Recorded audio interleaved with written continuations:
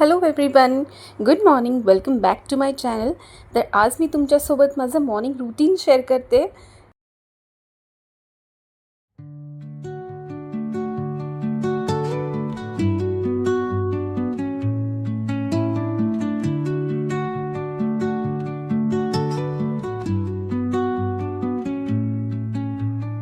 Under the boughs where the shadows play, the wind hums songs at the break of day.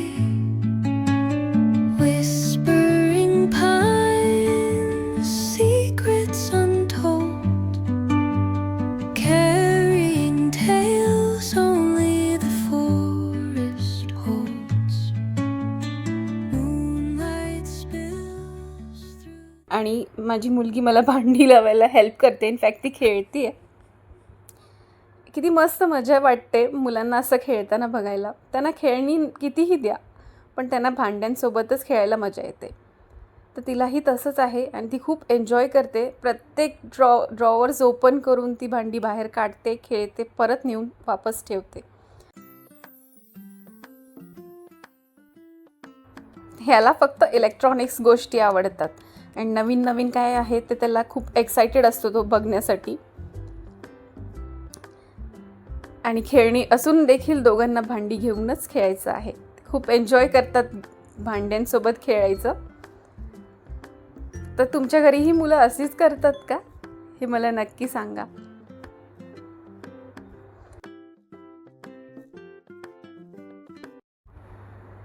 तर मुलं खेळत आहेत तोपर्यंत तुमच्यासोबत एक छोटीशी रेसिपी शेअर करते, इन्स्टंट.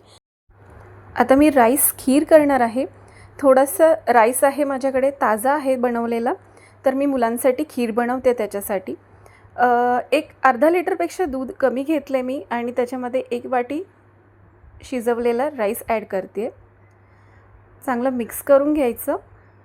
ही खीर खूप छान लागते आणि खूप कमी टाईममध्ये होते.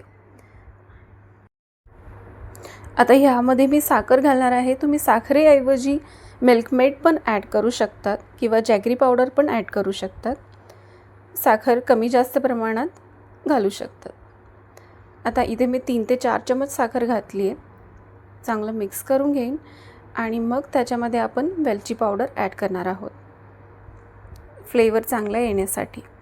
तर मी इथे थोडीशी वेलची पावडर ॲड करते याच्यामध्ये आणि वेलची पावडर घातल्यावर चांगला मिक्स करून घेऊ आणि मग चांगली उकळी येऊपर्यंत आपल्याला थांबायचं आहे.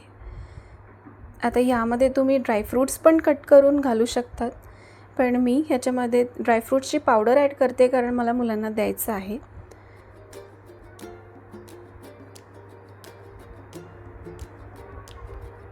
आता उकळी आलेली आहे आणि मग मी ह्याच्यामध्ये आता ड्रायफ्रूट्स पावडर ॲड करणार आहे.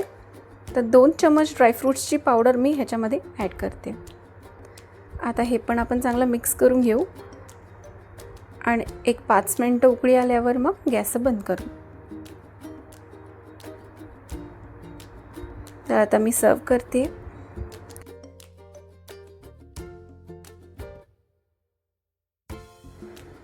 Thanks for watching my blogs. पुन्हा भेटू एका नवीन ब्लॉग्ससह. तोपर्यंत बाय अँड टेक केअर.